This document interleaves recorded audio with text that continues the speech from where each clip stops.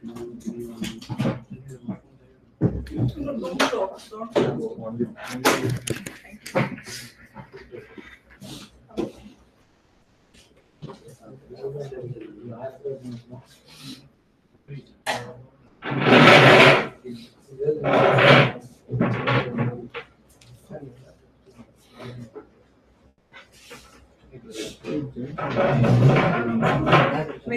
will they have the test today? In afternoon session, huh? Yeah. No, not afternoon session, before lunch.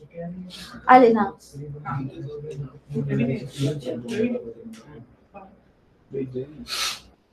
long is it? Sorry? How long? 1 hour? That coordinator you had given the question, you can put the timer. The Google form only, na, you are giving. I don't know.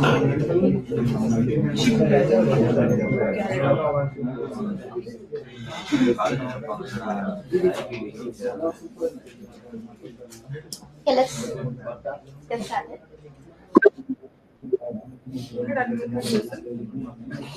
You can see it. Can you hear me? Yeah.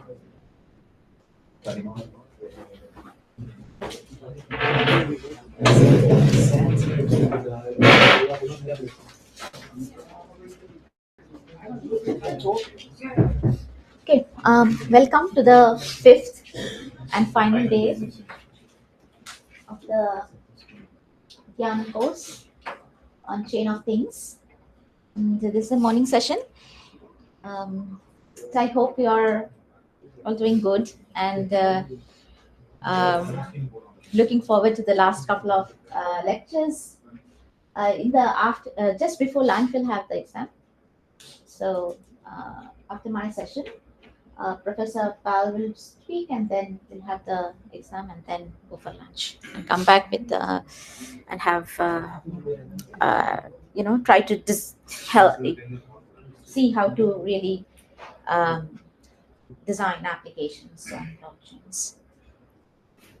Okay, so today we are looking into industrial Internet of Things and how blockchain plays a role in this. So we'll first talk what is industrial Internet of Things, because you have been hearing about Internet of Things the last few sessions, and now we will look into Internet of Things applied to industrial systems. Can you please keep the door closed? Okay. A brief recap of what we have done so far. The first one was, yesterday we looked into scalability issues and blockchains, different scaling solutions, rollups, and decentralized oracles. And in today's lecture, we are talking about industrial IoT. What are the security requirements and other requirements in industrial IoT systems? And blockchain, if blockchain can help, if it can help, in what ways? Okay, so industrial Internet of Things include things that you have already seen in the IoT. So it consists of embedded system and some physical environment. So what we want to do is to have minimal human intervention and have industrial systems, and have technologies that can enable applications for a large variety of applications. And it is also referred to as Industry 4.0. So it includes embedded system plus a physical environment, and this together forms the cyber physical systems. Industry 4.0 refers to the fourth industrial revolution, and special emphasis is on manufacturing industries. So you would see that these are all terminologies that people have come up with, but essentially we would be looking into some of the applications which are useful in the industrial setting. Okay, so we'll talk about a different paradigm. Yes, last time we talked about edge, right? Edge. Did we talk edge? No. Okay. So think about the scenario yesterday, or not yesterday. I think Tuesday, Tuesday or Monday. Monday we looked into Internet of Things, right? And we were looking at what is included in Internet of Things. Let me keep the door closed because this the other event. Yeah. Okay. So on one end, we have all these devices. We have sensors, we have mobile phones, all the smaller devices. So many of them are resource constrained. Some of them are not. For example, your mobile phones are quite capable of doing some computation, and again sensors also. But still, these are not as do not have as much computational power as your servers. So you would see that if you look into this graph, you would see that these are more interactive, more responsive. But on the other end are massive cloud servers. You have lots of devices and lots of high-end devices.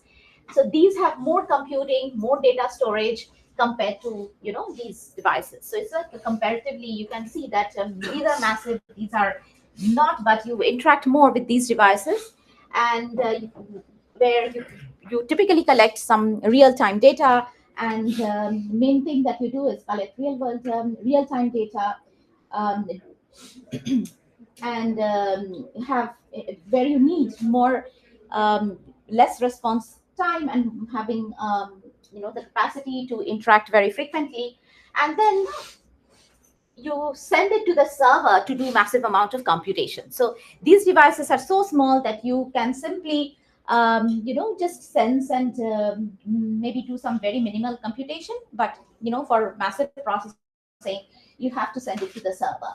So imagine it that you have all your devices on your with you, and you want to make sure that what is say the sensors. These are collecting all these information from say in the smart home and so on, and then you would like to make sure that these sensors are collecting enough information so that you can make some prediction about the energy usage and things like that. To do that, you can simply collect the data, but whenever you're processing the data, doing the analytics, you need some heavy computation, and that can be done only on only on massive um, infrastructure, where, for example, the cloud. Have you all heard of cloud before? Okay. So now this is another layer that most people, uh, that organizations and many applications have come up with. This is called a fog layer. So these devices are so resource constrained that often you might not be able to do enough computation. So what you do is that offload the computation with with these fog nodes. Now you might say, why do I need a fog node? I can simply send it to the cloud. Computing in the cloud is much more, I would say, much more expensive, because they have there are and it is bound by different service level agreements with these devices. So this becomes a cost effective and also a easy way of dealing with computation. But at the same time, the cloud, again, the cloud essentially is a third party service. Essentially, it is not on, it could be servers not on the premise, but it could be somewhere else. So there's you can actually delegate the task and the trust to these nodes, which would reside in your boundaries. So these fog devices, they do real-time data processing, data caching, and you can offload these computation to this level, to this layer, and then when required you would use the cloud server.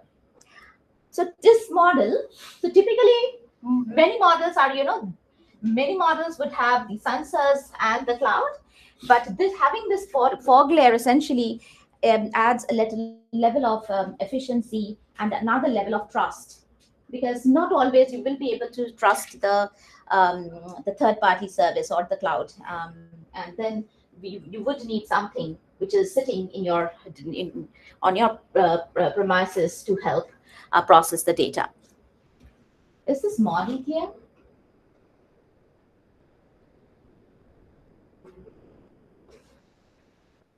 It's just a different model. Is this clear? Okay. So I will talk mostly about the security aspect of it. There's a lot of other aspects. So for example, the other aspects are efficiency. How we often discuss how these fog nodes can help help improve the efficiency, and then we try to give some measures to estimate how efficient these fog nodes, computing on the fog nodes can be. It also, the efficiency in terms of not only the computation time, but also sometimes the energy efficiency. And the other thing that is, so one side of it is like computation efficiency and so on, and the other side is security. So security is important because we really need to build trust relationship with the devices, because these are devices that we possess, and we want to make sure that the data that we have, much of this is personal data. We are sure that this data is not, is used in a more responsible fashion. And think of setting in the industry where much of these data that the industrial devices, industrial sensors, and other devices are calculating, these are also, these have to be kept within the enterprise. The only reason being that these have sensitive information that belongs to the industry, and that's what you want to have the trust relationship between the various devices, and you don't want any unauthorized access of this data or the devices. So you don't want attackers to come and get your devices, or even be able to read the data that is gathered by these devices. And then you will have different type of data. It would be the data at rest or in transit. Data at rest essentially means that you have stored the data somewhere, and if you are storing it on the cloud server, then it all depends upon the cloud which has to take care of the data. In recent years, we have seen a large number of data breaches all over the world, which means that organizations should have extra protection when they store data with cloud services. Yeah, so for example, there was one Capital One hack where, there was a employee within the organization who had essentially helped in order to facilitate that data breach by giving credentials. So you never know how organizations, there could be different attack vectors and different ways to attack into these systems. So it's best to make sure that the data is as safely stored and processed as possible. So you could have the data at rest, or you could essentially have data in transit, and preventing tampering or by preserving the data integrity is very crucial in such scenarios. So for example, with the data that is stored in cloud, you want to preserve the confidentiality, retain control over usage of such data, and perform secure computation on encrypted data. Now, I keep saying this because, often we believe that if you really want to keep data safe in the cloud, what you have to do is that encrypt the data and keep it on the cloud, download the data, perform computation, and then return it back to the cloud. However, most people really don't understand that, or don't really know that you could also compute when your data is encrypted, and you can get all the same results even on the encrypted data. So essentially, it sounds like a kind of a fairy tale when I say that you can add two numbers, but these numbers are not known. You have the encrypted version of that, numbers, and you are still being able to compute on the encrypted numbers. Because when I encrypt, I don't know what the number is, right? It looks garbled strings, right? These were random strings. However, even with that, even with the encrypted data, you can do computations over the encrypted data. You don't have to decrypt the data, get the plain text information, and then do the computation. So this is the power that cryptography gives us, and it really helps to build systems which are really secure. And if you ask me whether these technologies are in place being used by someone, yes, massively, by all big corporations, and especially with all these big companies, Microsoft, Google, Amazon. They have large teams working on this sort of technologies to to ensure that you can still compute without disclosing the data, which is really a powerful technique. Are you getting what I'm trying to say? Yeah. Yeah. So essentially, you have to have the security, and this is called security by design. I'm not having another layer. Say, for example, I'm building the security when I'm designing the architecture. So that's the thing. I mean, building the system, the security inbuilt. I'm not adding another layer on top of it. And this is what we keep trying to do. Okay, so why do we need a secure architecture? The reason we need a secure architecture is that traditional industrial IoT architectures, they lack the following things. They lack mechanisms to preserve security and privacy of the system as a whole. So, for example, there are components within the system, those are secure, but as a whole, we have to ensure that the whole system, end to end, everything is secure.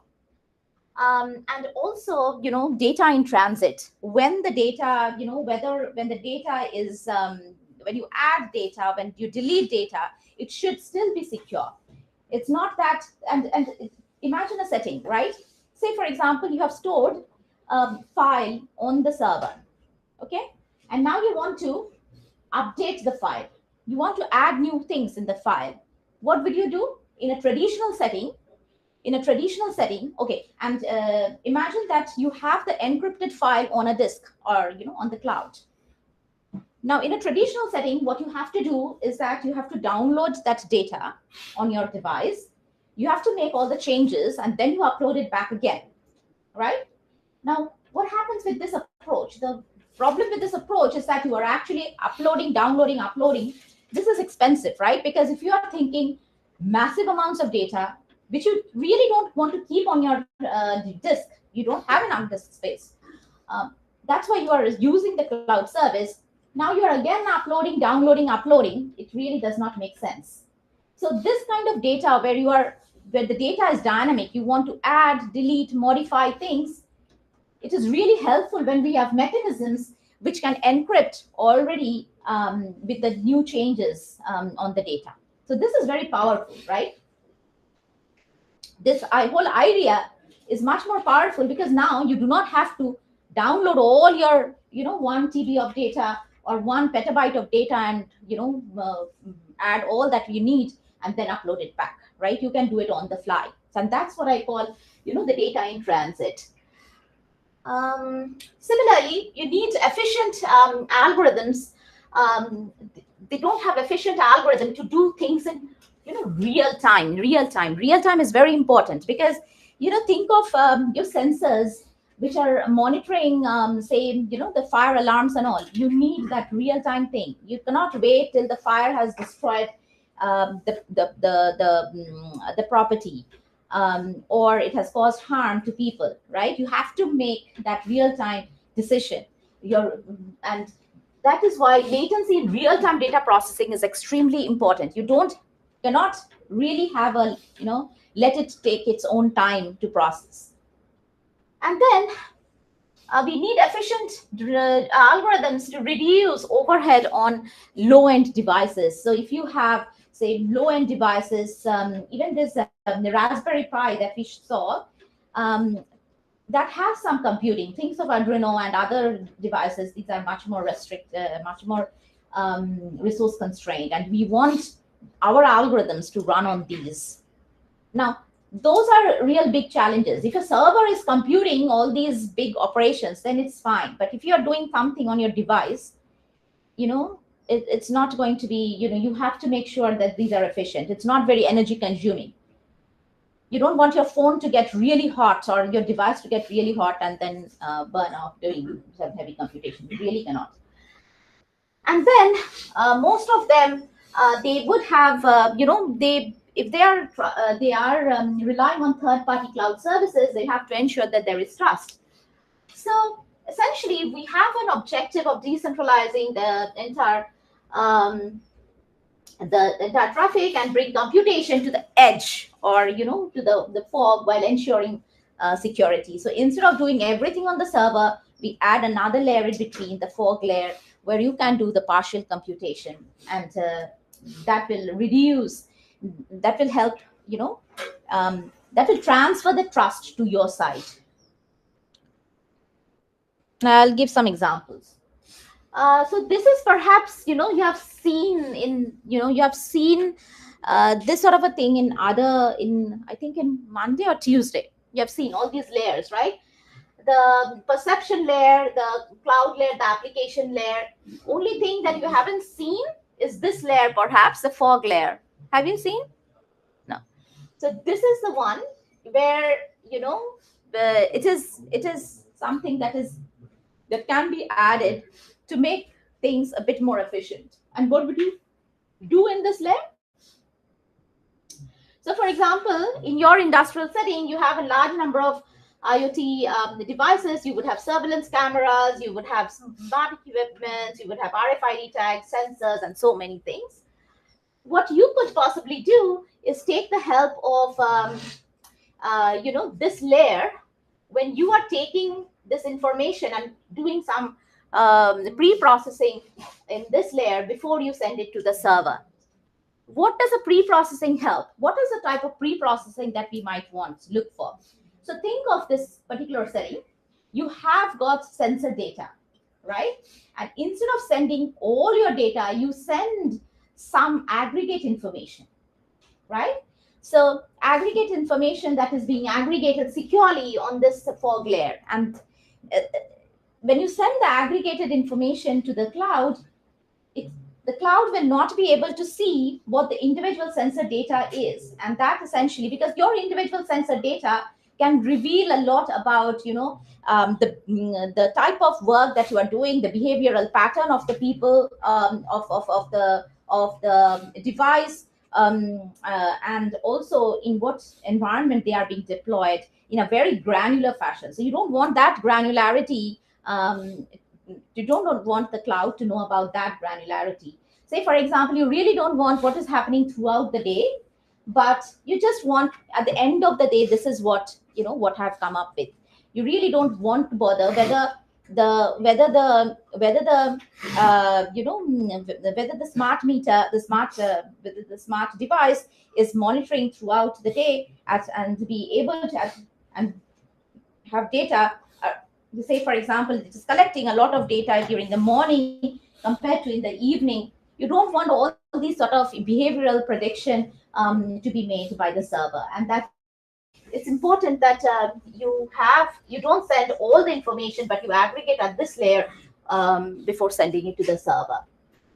I'll give you one other example, because this is an example that people have. There's a lot of work being done in this, and the example is that you have all these devices, right? You have many devices, and these devices are collecting a lot of information. Now, what happens is that depending upon the information they collect, you want to figure out you want to train an AI model to being able to make some predictions in the future, right? So, for example, there has been this study, looking at how emojis work and then make a prediction of what sort of things will come up next. So in these sort of cases, you would see that the data is being collected by the devices. These are, if these are sent to the server, just like that, then the server will know exactly what is happening. Or think of a scenario where you have the medical devices, it's collecting medical data and it's trying to predict how this what is going to happen next by looking at the information that has been collected by sensors. They're trying to predict, maybe, if it is if the patient will be affected, or patient will be affected in the next 1 hour or so. So you want to build models that can predict, make those predictions. But if you send your raw data to the server, it is actually giving out a lot of sensitive information about yourself, right?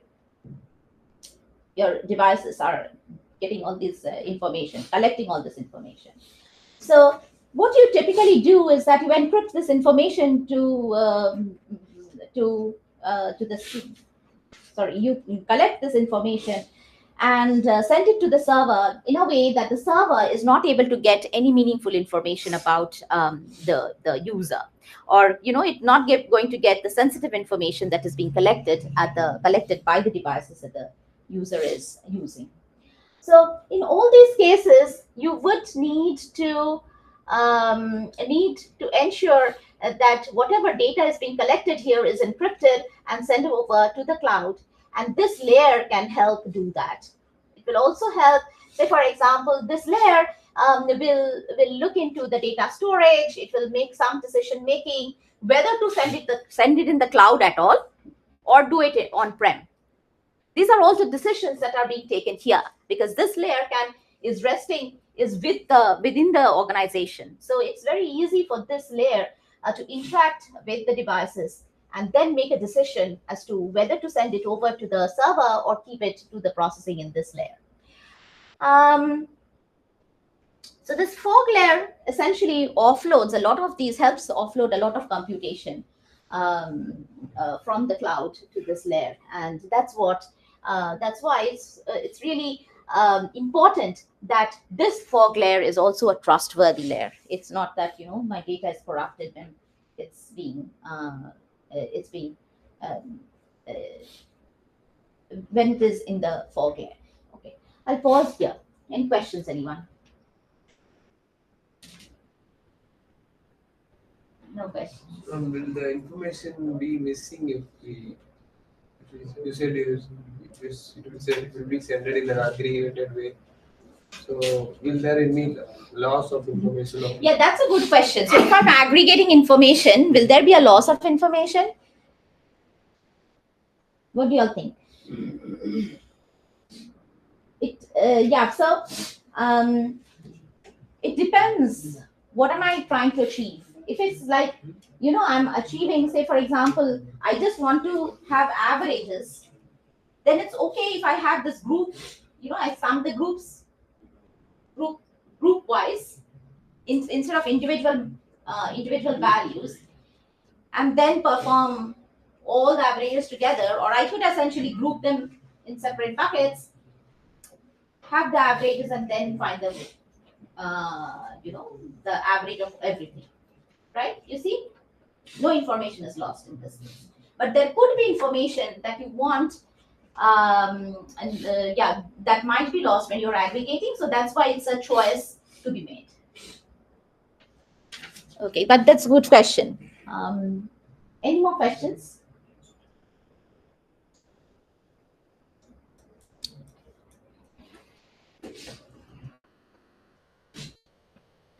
Okay. So this is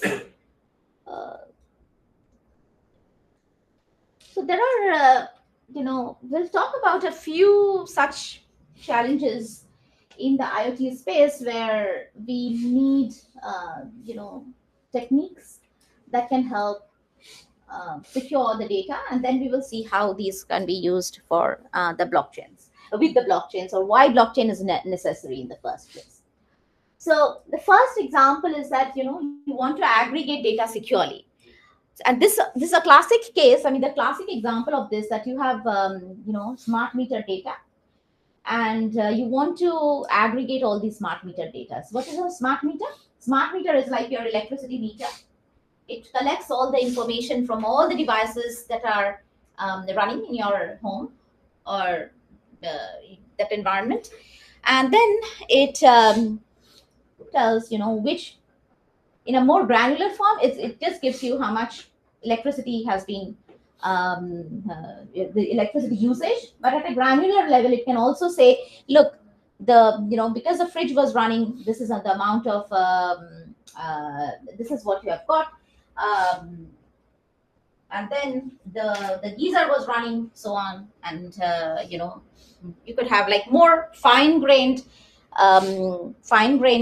usage of electricity. And the smart meters typically can give you this more fine-grained measure. But think about it, when you are looking at this this meter reading, you will see that anyone who is looking at this meter reading will be able to understand your pattern. So, for example, think about it that they are looking into the pattern that your morning, during the morning, or maybe from 8 o'clock till 4 o'clock, there's no activity. I mean, everything is like more or less shut. So you will see that every day is the same pattern, or maybe 5 days a week is the same pattern. And what it reveals, etc., is that during this time, no one is in the home, right? So an adversary who is looking into the data and making some calculated, is looking into the data, can say, okay, fine, no one is here at this time, so this might be the time when if it's a malicious intent, that can come for a burglary or something, right?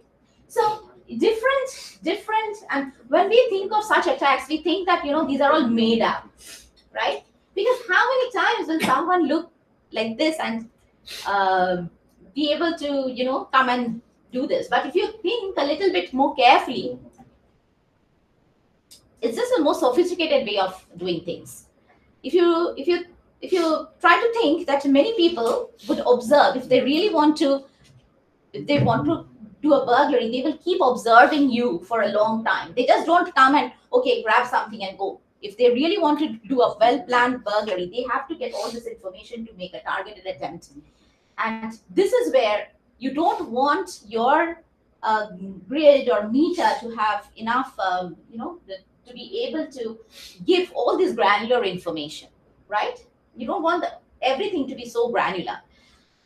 So in those cases, for example, you would like to have a more aggregated way of doing things. And that's the reason why, one example is that one of the reasons why we are aggregating is that we don't want that fine-grained thing. We are good with a more post-grade type of data data collection or data usage. So there are a lot of these projects, especially in Europe, where people are really crazy about privacy, and the privacy laws are also very strong. And these smart meter aggregation, or aggregating securely with the smart meter, is a very important project for them, because they don't want the residents to be really giving out a lot of information about their patterns. So that's why it's important that you aggregate, but you aggregate securely. What does it mean to aggregate securely? So one thing is that all your data that you're collecting from the devices is being aggregated at a meter. But think about it, if all the data was in the clear and the smart meter is there at your in your locality. So the way things work is that there are meters in your house, then it's a meter in the neighborhood, and then these are collected in that hierarchical fashion. So many homes would have they would have their own meter, and then there would be one in the locality, and then there would be one in the entire in the entire building complex. Say for example, you have these buildings. They have one here because these are the 4 buildings over here, and then it would be like, you know, all the buildings together would be, you know, another 4 buildings. They would have you know, they would have a meter here, and then so on. So these are being collected from the house, and then these are being collected within that residential complex, and then, you know, you collect at a more higher level of the neighborhood or something. And you want this data. If one of these, you know, smart meters, these are aggregators, are corrupted, then all the information about the individual houses are revealed. And that's why you want to do a secure aggregation where you would like to aggregate on the encrypted data. So if this is D1, D2, D3, D4, you don't want this meter to know how it works, so you are encrypting it and sending it out. So this is a place where your secure aggregation is needed, and there are mechanisms to do secure aggregation on the encrypted data. I'm not saying how, but I'm letting you know that there exist techniques. Now, those who of you are interested, you can go and have a look into what the techniques are. But I just want to say why, the why part of it here. Okay? And what we are trying to achieve here. Does this make sense? Yes. Does this make sense? I don't need it.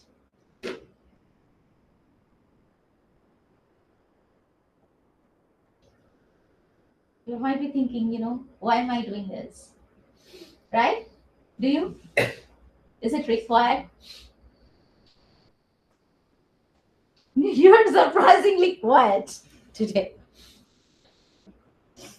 I think the food has done, you know, has made you sluggish.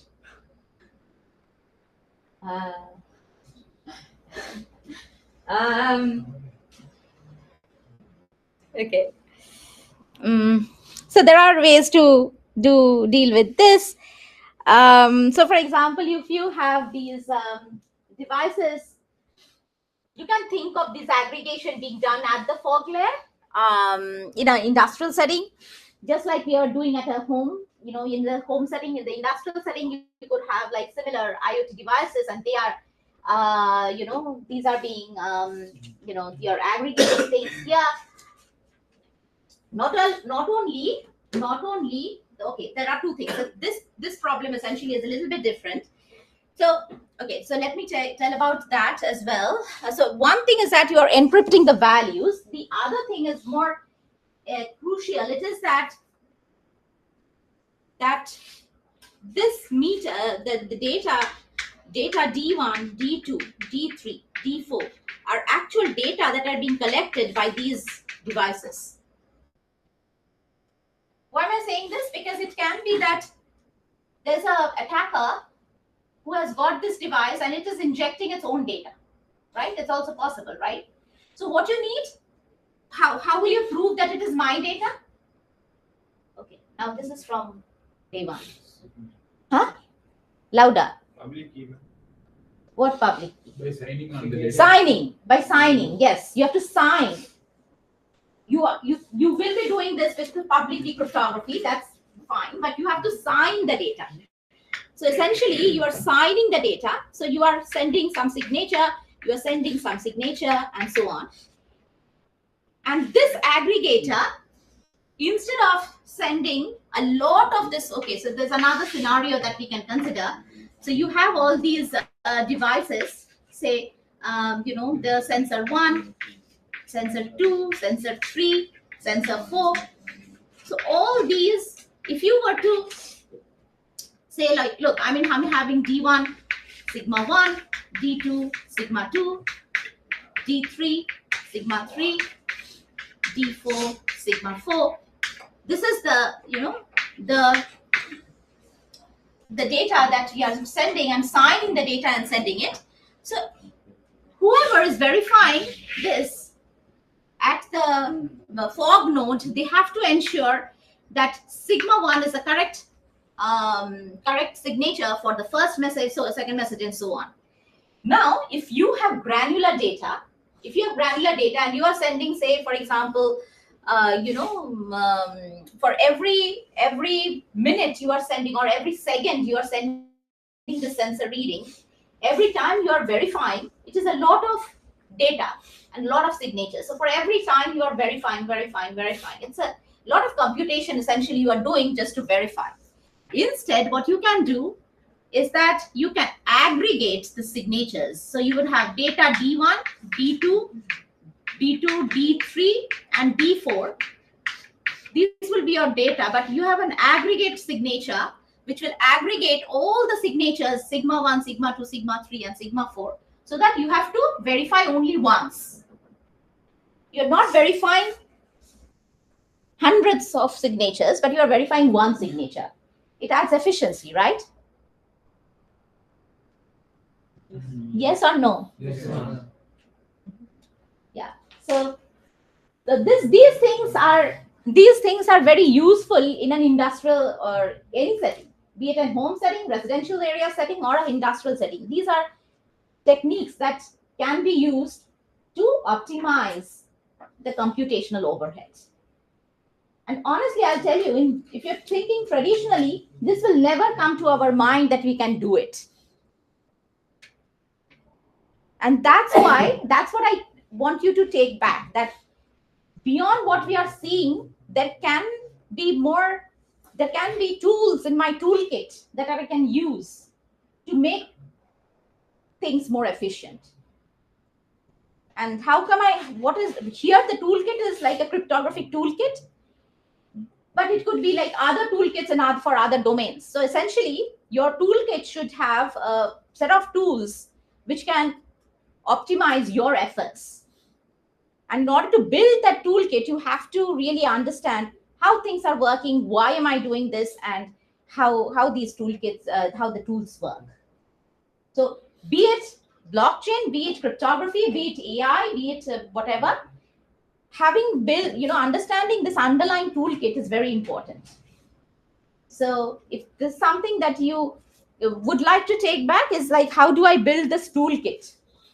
So that I have a toolkit. Now I know if this application comes, this is what the tool I use. This is important. Else, if you don't have a knowledge of this toolkit, for everything that comes, you are really searching for it. And then once the problem is done, that's done. But if you have already built a toolkit, then given anything, I know I can use my toolkits appropriately. You understand?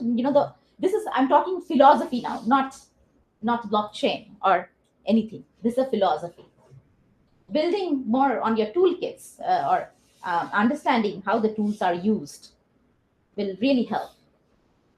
So this is, for example, a good tool how you aggregate signatures, because it comes in various forms. Even in blockchains, a good example, since we are talking about this, let me talk about blockchain protocols, how it is used. You remember we talked about the consensus in Ethereum? What I said was that the validators were giving their attestations, were attesting. Did I say that? The validators were attesting to the block. Did I say?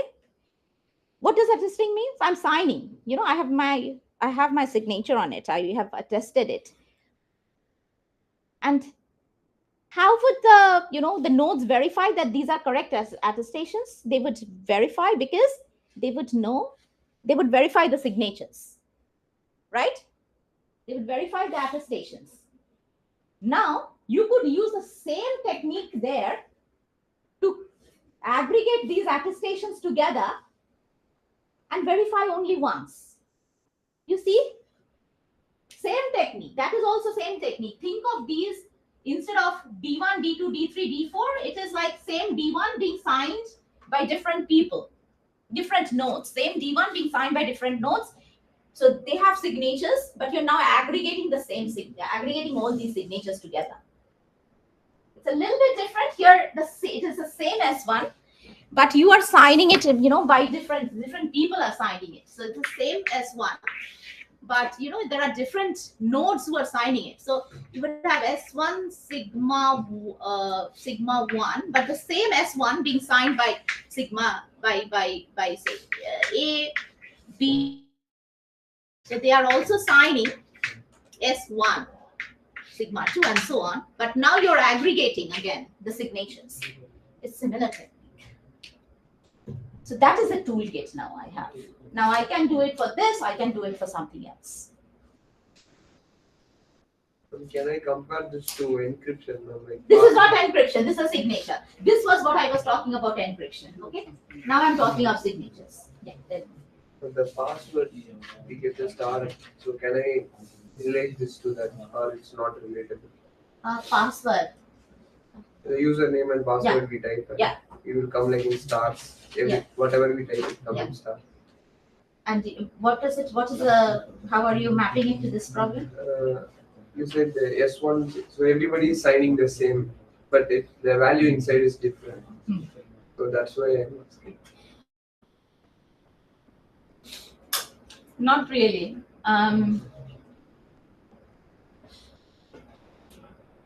So what was the thing? What was the analogy? So you're signing and then the stars are coming, then what happens? No, we don't see the value inside. Oh. No, that is that you just don't want to reveal the value. So it's just a usability thing. Like you still have that, you're still putting that thing, but it's not visually seen. So this has nothing to do with this one. So which means here the values are also same. Which value? Yeah, so this S1, S2 are all same. Here the S1s are different, and there are different, it comes from different sources. Here S1 is the same, but everyone signs it. So that is an attestation that was there in that problem. So this is another problem. This is another problem. But what I'm trying to say, the signature aggregation can be done. Okay, once more. This is a block. Say this is a block. Same block. Now this is being signed by, A, B, and C. What they will do, they will add this.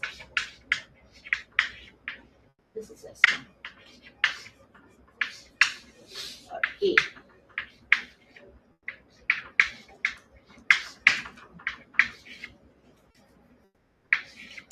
Okay. Now, so you have to verify this separately, right? Instead of that, what you can do, you can merge all the signatures. You can merge all the signatures, so you have to verify only once. How you are merging, that there are techniques. But that this can be done is something to take back. So we are merging because everything is done by S1. We are merging because we don't want to validate, we don't want to verify each and everything. If there are 100 nodes which are attesting it, we have to verify 100 attestations. So like in train, they just take one Aadhaar card for a team. Yeah, something of the sort. But it's a little bit different in that, you are trusting all others which are there with this particular person. It's a little bit different here, because here is like this signature is derived from all these signatures. It's somehow combination of all these signatures. In your Aadhaar and in your group verification that you were talking about, you trust one person. That's why you are saying that others are also right. That's not the model here. The model over here is that all these persons, they are together. If you had a group Aadhaar, that's the thing. For example, everyone has Aadhaar in the team. Now you have a group Aadhaar. See, then only once, validation only once. Yes. How are you going to retrieve the data if you want to see the original data? Because this is a different question. The data is always there. S1 is always there. This is a signature. Signature, with the signature, you have the data and the signature. Data and the signature. There's no encryption. No encryption. How it is going to aggregate, like adding one by one? Like Yeah, so A, B, C. aggregation, I'm not talking of that. There's a little bit of maths behind that. So this anyone who is interested can look up this particular thing called BLS signature, Bonnet-Lynch-Shakam signature. These are very good for aggregation and very useful. I mean, in various things, it's used for so many things, including blockchains. Okay. Yeah. Yeah. So if you want to put this thing in the industrial setting where you would have all this, then this is what you do. You would have packets, you would have signatures, you can aggregate them together so that the verification becomes very easy. Okay. A small pause. Does this make sense? Does this make sense?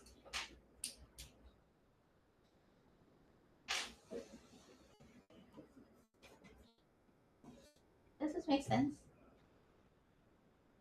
Why I'm doing it? Why? Not how. I've not shown how. Make sense? No. Okay. Okay, we can take it later then. Okay.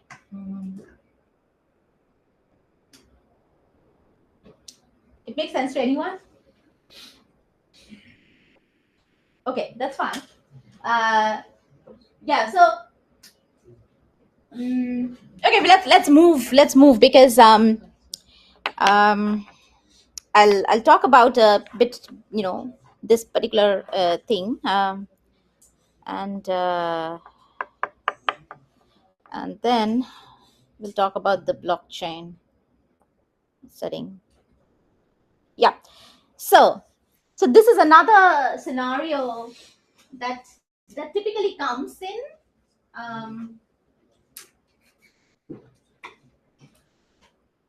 so this is just like you had a secure aggregation. You want to share your data. So you have a sender who is sending, who is encrypting the data, and there's a, it is stored on some server, and then there are different clients who want to decrypt the data. Okay, so it's stored in the server in an encrypted fashion, and it can be used by clients when they want. They can decrypt it and use it. So so the first thing is that you have a sender, and the sender has some kind of a some keys with it. So it generates the ciphertext, the encrypted ciphertext, and then it stores the ciphertext in the server. And later, if someone wants to get, so one of the ways is that you don't want the server over here to know what the data is. So if there were two parties, say this is the sender and this is the receiver, then what would you do? You would have the server. What will you do? Can anyone tell me what will I do to protect the data, say D1 or M? If you have M, to protect the data, what will I do? Encrypt. Encrypt. How I will encrypt? By using encryption algorithms. What are the keys that I will use? Public key? With whom? Whose public key will I use? Sender. Huh? Sender. Sender's public key. Anyone has a different answer? Receiver's public key. Yeah, so you will send it to the receiver's public key. So you encrypt with receiver's public key and send it across to the receiver. So this is your C. So you send the C, you store the C here. The server does not know the public key, so the secret key of the receiver, so it's not able to decrypt, right? But the receiver knows a secret key of itself, receiver, so it can easily decrypt, right?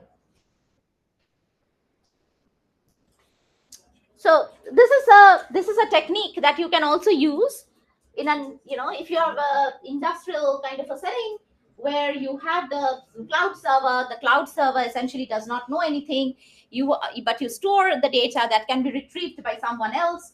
There are only two parties. This is what you can do.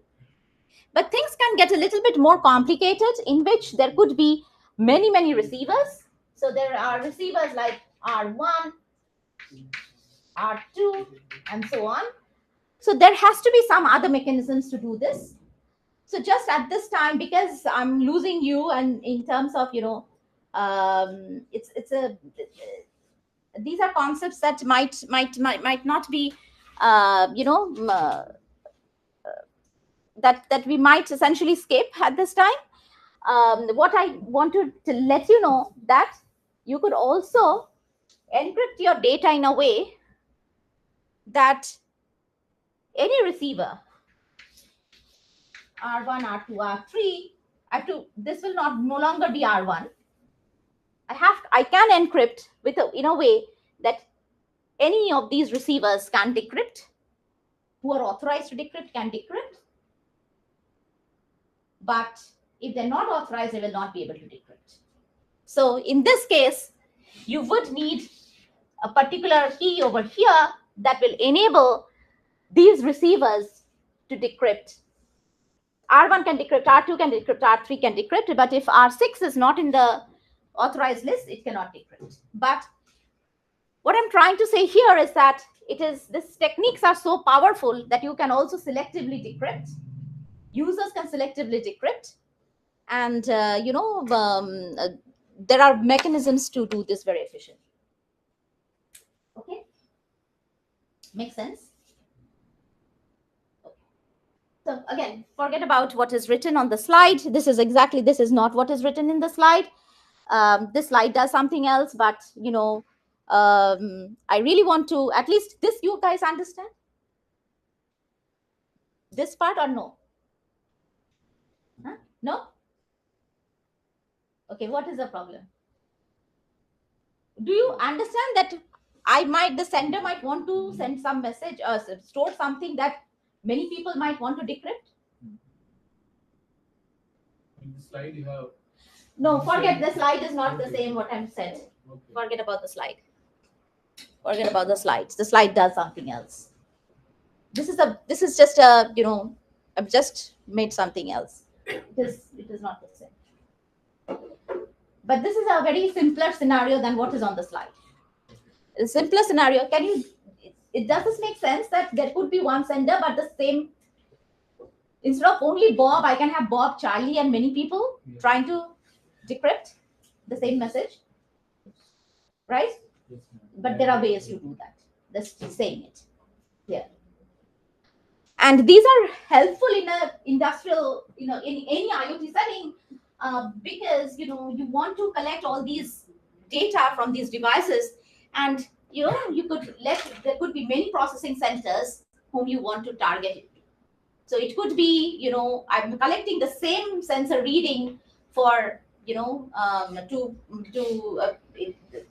for this for user 1, user 2, user 3, user 4, or to be used with some device, or the device which is processing it, or sending it to multiple receivers. So for example, I have one message and I would like to send it to multiple receivers. There are ways to do that. So this is not what's on the slide. Maybe I should talk about this.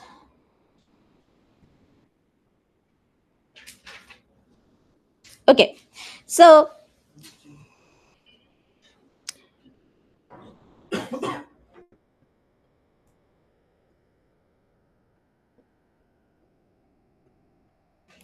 okay, maybe I should talk about this first and then this.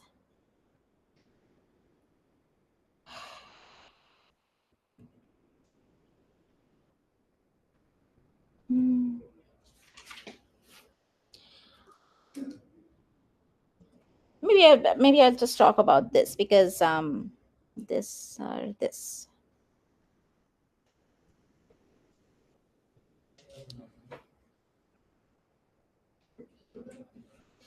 No.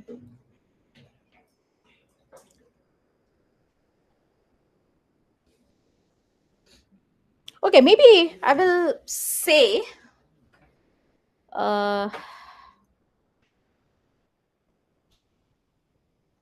will talk about a simpler scenario.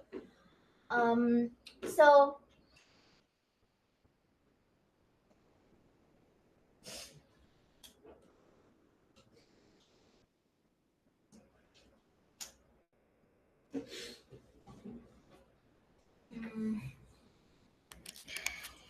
I can't tell this before I tell this. Okay.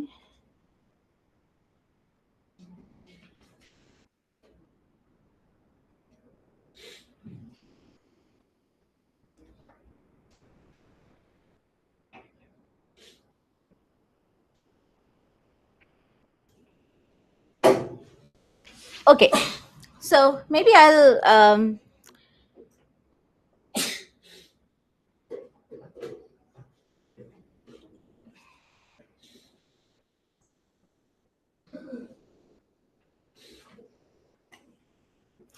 okay. So let's talk about this because this I think you can relate to.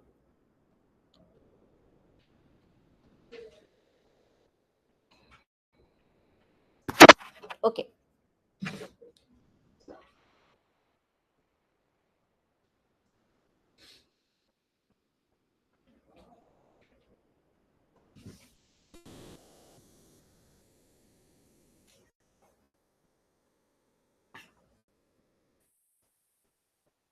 Okay. Let me see. I'll just disconnect for a minute. I'll just get back on this.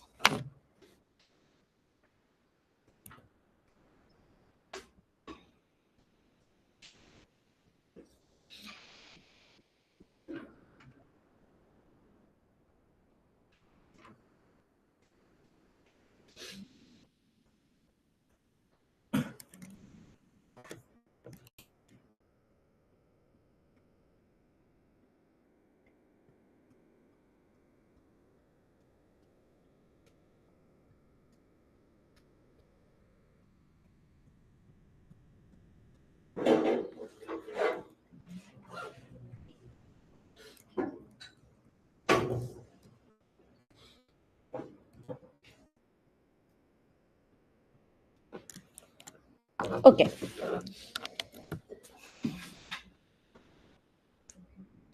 Into this.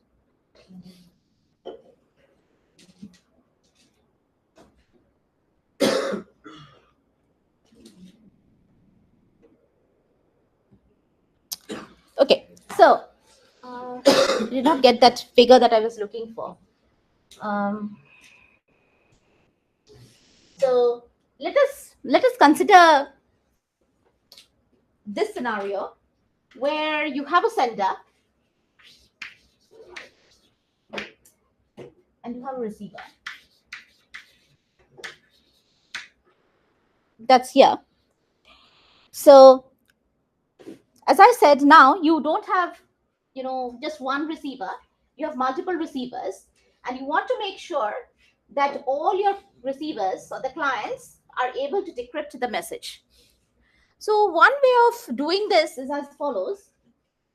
You have stored your ciphertext on the server. However, it is different users would need different keys to decrypt it, right? If I have encrypted with C1's key, then only C1 can decrypt, but not the others, right? So one way of doing it is to use a mechanism which actually helps to re-encrypt the keys in a way that any client can decrypt it, given that it has permission. So what I do in this case is that I take the message, I convert it into a ciphertext, and we'll see what ciphertext. When I'm saying a ciphertext, how do I construct the ciphertext? So I encrypt with the ciphertext of an intermediate, the fork node. Instead of sending this, the C prime is the fork node's private, public key.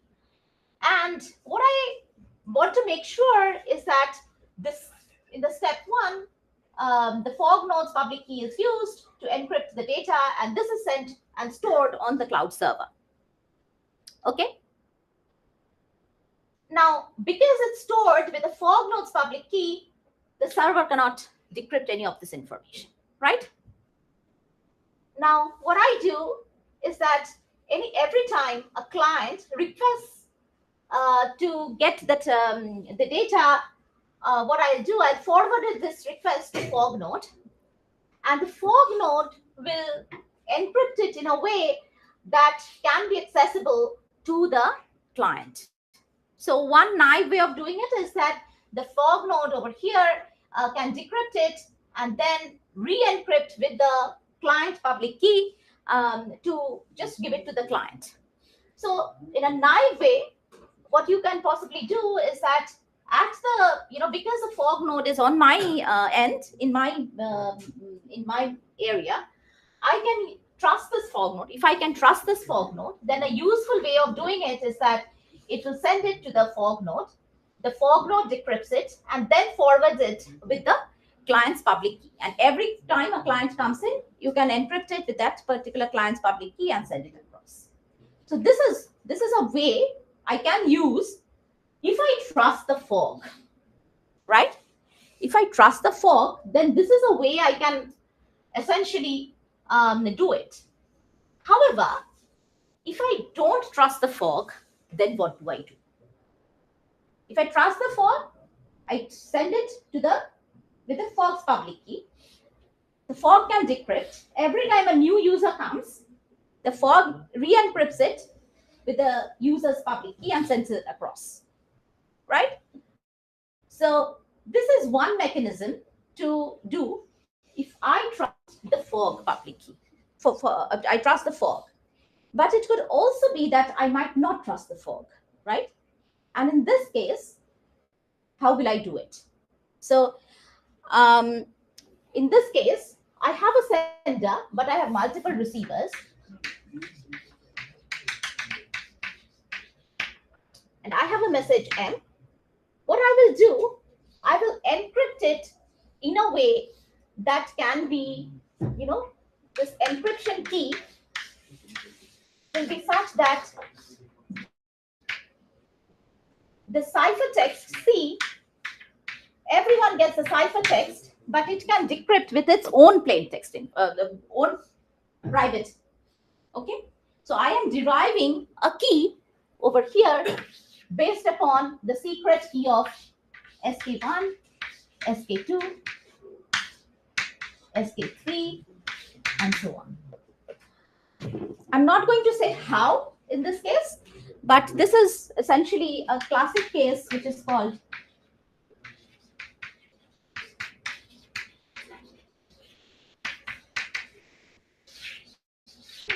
which essentially takes a message and then encrypts in a way that can be decrypted by all the receiver nodes.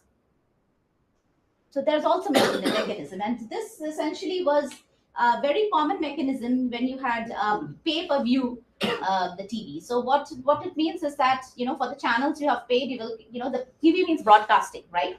You're broadcasting the same content everywhere. Why are we doing this? Okay, first of all, why are we doing this way? Why are we not sending them different messages to different users? The only reason is that for the same message, we have to send different ciphertext to different people, right? In this approach that we talked about previously, I would essentially send a public key. I would send a message, different message here, different message here, different message here, and so on. But in that case, I can send just one message or pass the message in a way that only if you have the public key of R1, if you have the secret key of R1, you will be able to decrypt. If you have the secret key of R2, you will be able to decrypt, but no one outside the group is able to. So this is also a powerful technique that is that are used in these sort of settings to make it very efficient. So because we want efficient methods of encryption, and also you don't want the bandwidth to be very high. So you don't want your ciphertext to be very, very large, or you send multiple ciphertexts. The ciphertext sizes are not small. Okay, so let's move now and see why are we using blockchain in the first place. So if you remember correctly, if I have two parties, I talked about the book, example of a book, and then example of a server. So I'm going back to that, and I'm asking this question: what if whom do I trust? And what if my parties are not, not honest? So we saw three examples. We saw when the client is honest. We saw when the case where the client honest and server dishonest, and then we saw both were dishonest. So we tried to figure out what would work. We took the help of the blockchain. And in this case as well, we will take the help of a blockchain if one of these parties are not behaving correctly. So think of this scenario where you have the IoT device, you have the fog node, and you have the cloud, all separate entities. What does this IoT device do? It is sensing some information, it is sending to the fog, and the fog essentially stores it in the cloud. Okay? And if there's a client who wants to retrieve this information, what it will do, it will ask the cloud to send this information, so send the file, which is encrypted file, and then it will verify whether the file is correct or not. It will accept or reject, right? Depending upon if the file is correct or wrong, correct or not. So one way of doing it is that you have here, there's only one receiver, it's not a multiple receiver setting, it's just only one client. So what will they do? They will take all this, the encrypted the data. It will take all the data, and it will have some kind of a shared key. I will come to this concept of shared key. First let us discuss the problem, and then I will say what is, how each of these parties can behave maliciously. So at this place, you have the IoT device and the fog node. You want the cloud to store an encrypted version of the data, because you don't want the cloud to know what your data is. So this is where you don't want the cloud to know, but where you have to retrieve the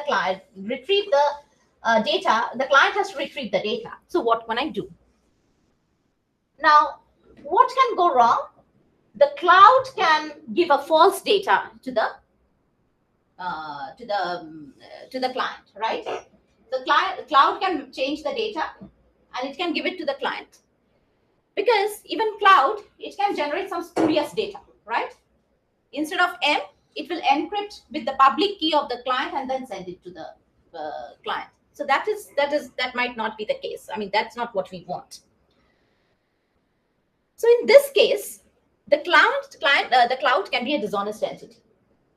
And what we can do, even the cloud can be a dishonest entity. Even the client could be dishonest. It might say, look, I did not get the right content.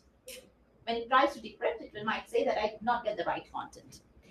And in this case, it has to somehow rely on the blockchain, because again, you have parties who are not behaving honestly. You have only one honest party, which is the IoT device, but and the fog, and then you have these cloud and the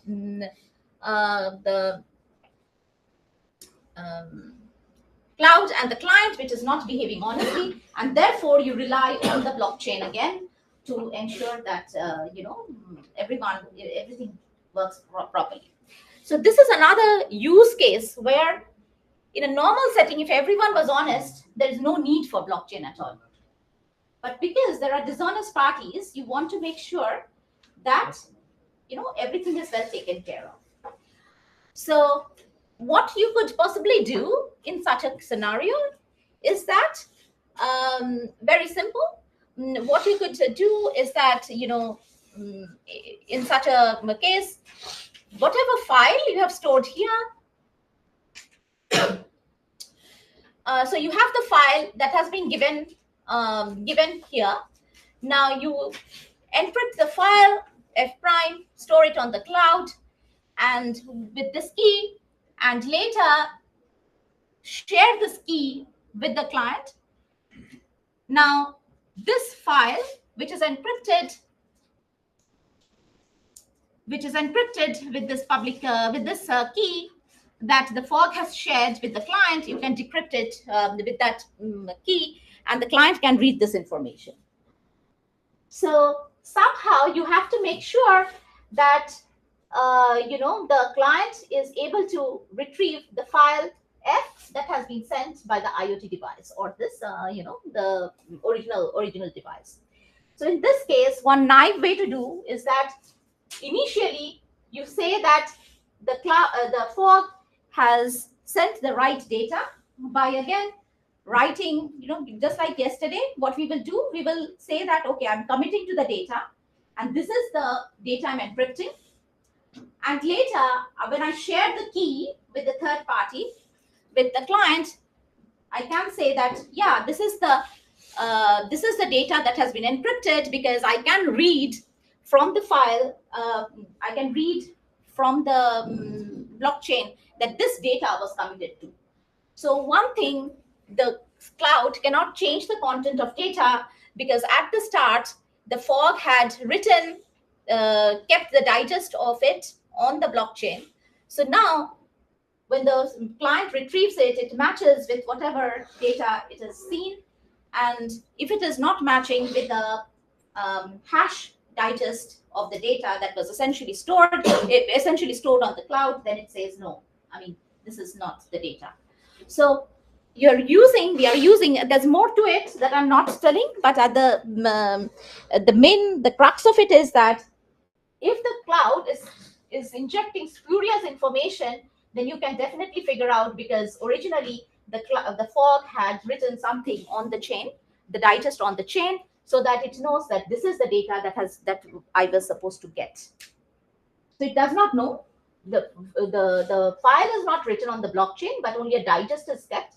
But when the client retrieves it, it knows, it checks with the digest to figure out that it was the same data.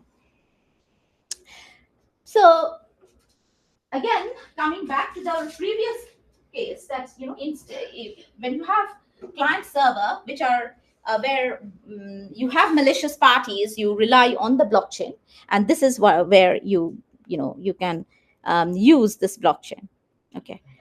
How they are sharing the keys? Yeah. So in this case, it could be like very simple. So one thing could be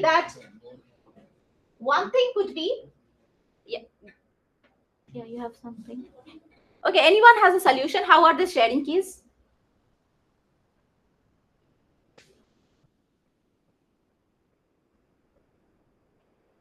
Anyone? Okay. So there could be multiple ways. One thing is that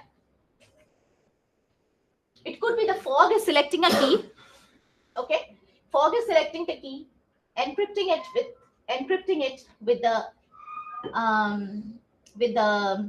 that key, and later at some stage it is giving the key to the client, and the client can decrypt using that. Okay, so in order to do that, what the client does, so I said that this figure has more to it, so maybe we can go through that.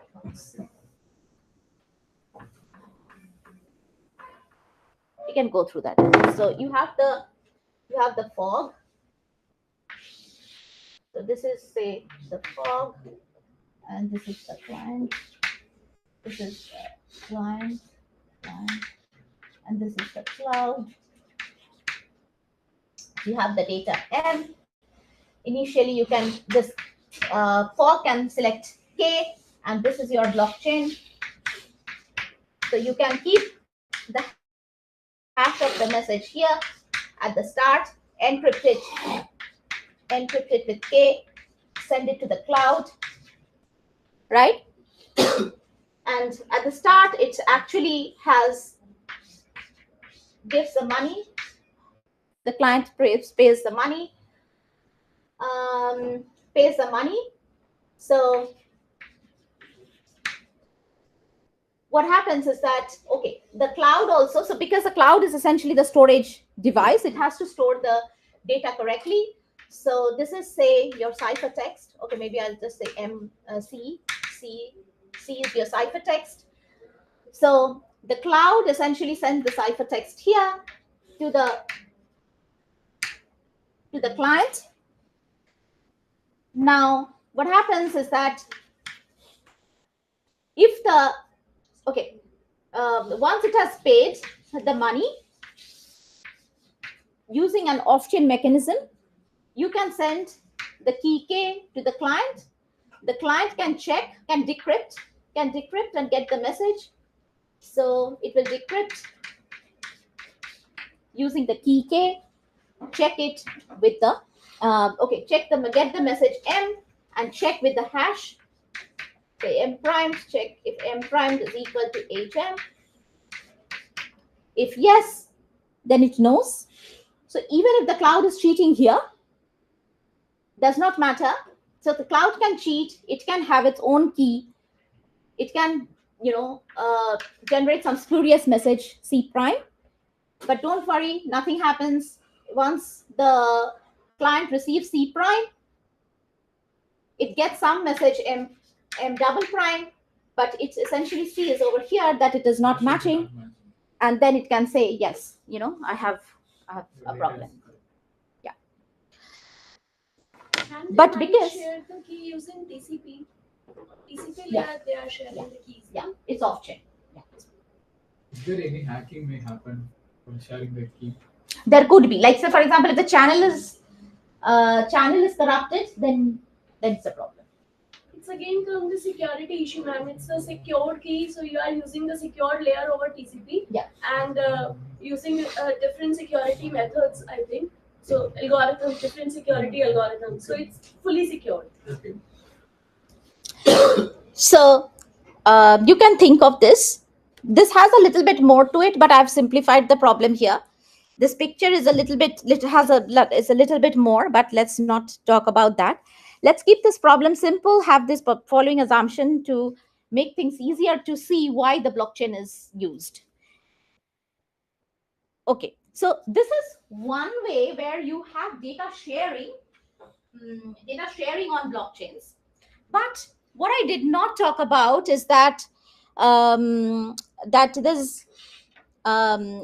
in the industrial IoT setting, one thing which is very important is also that of the tracking. Because in the tracking scenario, every time your data is moving from one place to the other, you can record it, you can timestamp it, and so that you know what is the movement, what happens as the data flows in the whole system. So one example of just say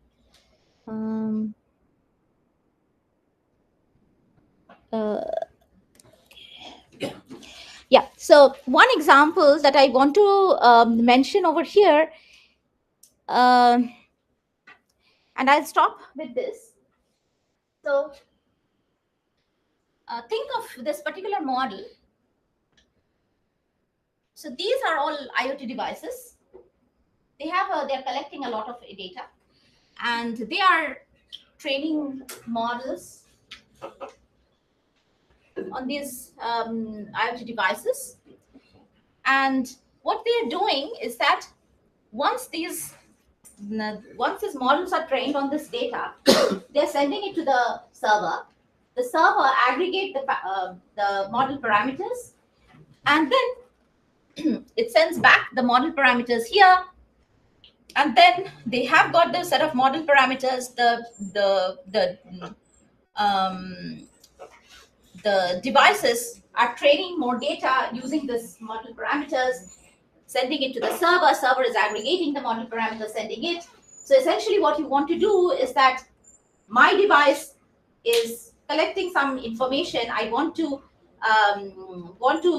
build some machine learning model. Your device is also running some data. You want to create a machine learning model, and everyone's. But we want to make sure that the final model that is created essentially depicts everyone's inputs. However, what we could have done is that we could have all sent our data to the server, and server takes all our data from all our devices and then runs the ML algorithm there on the server, and then gives us back the result. However, why we are not doing it? If we send our data to the server, then it's a big problem, right? We are essentially disclosing our data, and that is not what we want. That's why we are doing things in small silos on our device. We are having such small data, we are generating the parameters, and then we are letting the server aggregate it, and then distribute the parameters again, and then we train again, and then we continue till we converge. So this is a good model because think of a scenario where there is a lot of hospital data at one hospital, and then the hospitals, they themselves don't want to share the data amongst themselves, but they want to make sure what is the cause of a disease, and they want to collect all this information from patients in first hospital and the second hospital and the third hospital or the fourth hospital. But in none of these cases they want to share the data with one another. So one of the way is that the server itself takes all the data and runs it. But in that case, a server who is running will know all the information of all the hospital patients of all the hospitals that are involved. But this is not what we want to do. And that's why, we are using this kind of a model. And this is a very useful model to have. It is known in literature as federated learning model. Many of you, might have seen this or read about this. One thing that does not happen here is that there's no mechanism that tells me whether the server is correctly aggregating all this information. What the server can possibly do, it can inject some spurious things and manipulate the model, right? It is possible. In this case, there's no way to handle this. So what am I going to do? There has to be a mechanism to show that whatever I'm getting from each of these devices is consistent with whatever aggregation is happening on the server, right? Is this problem clear? Like, what am I trying to do? You are collecting device, you are collecting data, you are collecting data, you are collecting data. You are not sharing amongst yourself because it's like your personal data or the data that you have collected. So now the server can generate spurious things and make a biased decision by coming up with outputs which are not consistent with what was collected, right? So to think that you are predicting some disease and you have collected data from 3, 4 hospitals or 100 hospitals in the country, but because the server who is operating it has some vested interest, so they are manipulating the data and doing something else. That's not what is what is required. So what would I do? I'll leave you with this problem, and I want you to think after your exam how you would solve it, and then we can come and discuss in the second half. Okay. So I'll stop here. Thank you.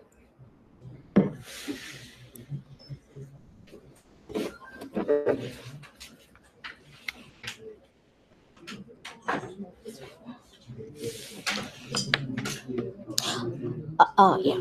Sorry, 11 o'clock.